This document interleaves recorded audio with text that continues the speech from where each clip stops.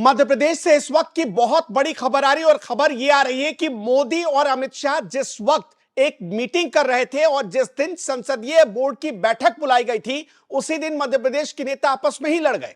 खबर यह है कि कुर्सी के लिए मध्य प्रदेश में जिन सांसदों को उतारा गया कि आप चुनाव जीतिए और जीतकर वहां पार्टी की सरकार बनाइए, वो मुख्यमंत्री बनना चाहते हैं।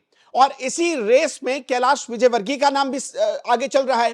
कैलाश विजयवर्गीय दिल्ली पहुंचे थे और उसी दिन वो एक बहुत बड़ा मैसेज उनकी तरफ से शिवराज सिंह चौहान को देने की कोशिश हुई। दरअसल दिल्ली पहुंचने के बाद कैलाश विजयवर्गीय से एक सवाल पूछा गया। सवाल बहुत सिंपल था, वो इसका बहुत सिंपल जवाब भी दे सकते थे। कैलाश विजयवर्गीय से सवाल पूछा गया कि मध्य प्रदेश में जो जीत मिली है उसके पीछे की क्या वजह है, क्या फैक्टर है जो इतना प्रचंड जीत मिला आपको।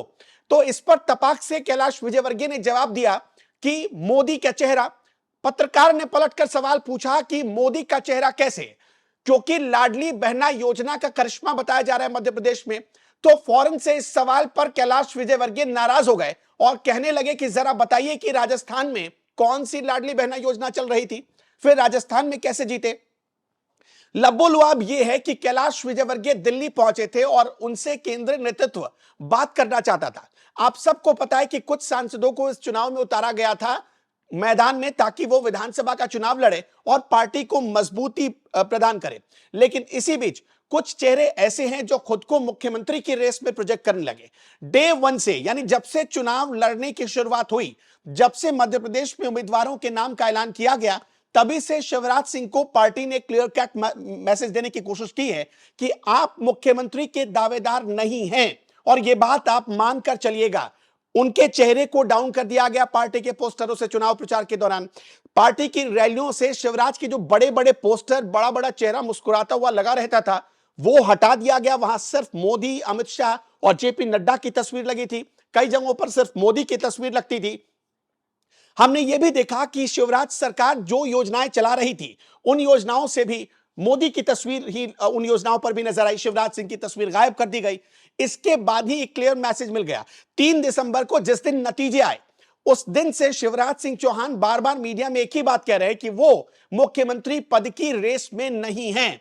शिवराज सिंह चौहान लगातार 3 तारीख के बाद से, 3 दिसंबर के बाद से मीटिंग कर रहे हैं, अलग अलग जनसभाओं में जा रहे हैं, अलग अलग कार्यक्रम कर रहे हैं, लेकिन हर बार वो एक ही बात कहते हैं कि वो रेस में नहीं है। यानी शिवराज तो साइड लाइन कर दिए गए। लेकिन जो बाकी नेता हैं, जो बाकी नेता ये चुनाव जीत कर आए हैं, उनमें क्या सिर्फ टवल होने लगा है? क्या शिवराज सिंह चौहान बीजेपी के भीतर, मध्य प्रदेश के भीतर अपने ही पार्टी के नेताओं के द्वारा दरकिनार किए जा रहे हैं, या शिवराज सिंह चौहान से उनकी ही पार्टी के लोग उनको पसंद नहीं करते? ये बड़ा सवाल है कैलाश विजयवर्गीय के इस बयान के बाद। अब आप देखिए, मध्य प्रदेश में नरेंद्र सिंह तोमर जैसे बड़े चेहरों को मौका मिला। नरेंद्र सिंह तोमर प्रधानमंत्री नरेंद्र मोदी के खास माने जाते हैं। वो संसद में प्रधानमंत्री मोदी की बगल वाली सीट पर बैठते हैं। वो संसद में प्रधानमंत्री मोदी का कई बार बचाव करते हुए नजर आए हैं। किसान आंदोलन के दौरान उन्होंने मोदी सरकार पर हो रहे सारे हमलों को एक तरीके से खुद के ऊपर झेला। नरेंद्र सिंह तोमर को भी इस चुनाव में उतारा गया। नरेंद्र सिंह तोमर चुनाव जीत भी गए और उन्हें मंत्री पद से भी इस्तीफा देना पड़ा है, सांसद के पद से भी इस्तीफा देना पड़ा और वो विधायक बनेंगे।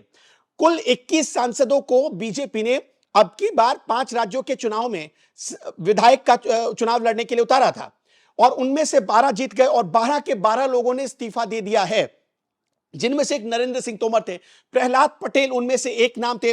प्रहलाद पटेल को भी, उनका भी इस्तीफा हो गया है, वो भी अब विधायक रहेंगे, मध्य प्रदेश के विधानसभा में बैठेंगे। और इसके अलावा 2 बड़े नाम और हैं जिनसे इस्तीफा लिया गया है, राकेश सिंह और उदय प्रताप सिंह। ये 2 भी ऐसे सांसद हैं जिनसे इस्तीफा लिया गया है। तो क्या इसका मतलब यह हुआ कि ये चारों मुख्यमंत्री पद की रेस में खुद के नाम को आगे करेंगे? ऐसा नहीं है। जिस दिन नतीजे आए उसी दिन सबसे पहले ज्योतिरादित्य सिंधिया एक्टिव हुए। ज्योतिरादित्य सिंधिया शिवराज सिंह चौहान से मुलाकात करने पहुंचे। शिवराज सिंह चौहान से मुलाकात करने के बाद वो योगी आदित्यनाथ से पहुंचे, फिर दिल्ली में अमित शाह से और जेपी नड्डा से मुलाकात हुई। और मैं जिस वक्त ये वीडियो आपको बता रहा हूं, इस वीडियो में सारी जानकारी दे रहा हूं, उस वक्त भी ज्योतिरादित्य सिंधिया और केंद्रीय आलाकमान के बीच एक बैठक चल रही है और यह बैठक मध्य प्रदेश की राजनीति को लेकर चल रही है। तो क्या एक संवादिया बना दिया गया है ज्योतिरादित्य सिंधिया को कि बीजेपी के जो नेता अलग अलग दावेदारी पेश करें, आप उनके बीच जाइए और उनको यह क्लियर कर दीजिए कि आप इस रेस में नहीं हैं? क्या ज्योतिरादित्य सिंधिया, ये जो 5 लोगों की लड़ाई है जिसमें शिवराज सिंह, राकेश सिंह, प्रहलाद पटेल और नरेंद्र तोमर जो चेहरे हैं, इनके बीच जो लड़ाई चल रही हो, कैलाश विजयवर्गीय, इनके बीच ज्योतिरादित्य सिंधिया बाजी मार ले जाएंगे। कहीं ऐसा ना हो जाए कि ये 5 लोगों के झगड़े में कोई छठा आदमी फायदा उठा ले जाए। और इसीलिए मध्य प्रदेश में कौन मुख्यमंत्री बनेगा, इसके लिए सस्पेंस बरकरार है। और 10 दिसंबर कहा जा रहा है कि 10 दिसंबर तक आपको जवाब जानने के लिए इंतजार करना होगा।